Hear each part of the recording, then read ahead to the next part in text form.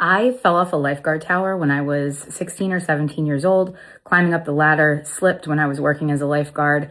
No immediate issues, but about a year later, had a lot of issues, a lot of symptoms. Ultimately figured out I had a massive herniated disc in my low back that ultimately I chose to repair with surgery. All of this to say, as a mom of 5, during many of my postpartum and pregnancy journeys, have had issues with low back pain. Today, I'm going to show you the stretch that I absolutely love that helps to keep all of that at bay. And it's very simple to do anywhere, anytime. So we're going to hop back to the mat, 90 degrees at the knee, 90 degrees at the hip. Inhale, bring your chin up, look at the ceiling, arch your back, pelvic floor relaxes. And on the exhale, it's audible, like you're blowing out hundreds of birthday candles.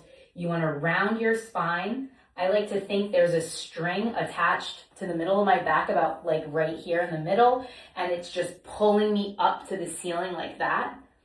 Your pelvic floor is contracting up and in, and you're thinking about pressing your palms into the mat so that your shoulder blades are really spreading away from each other.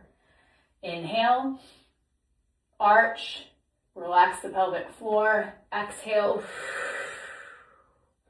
pelvic floor is up and in, shoulder blades are away from each other, really rounding that spine. And this is something you can just flow through with your breath.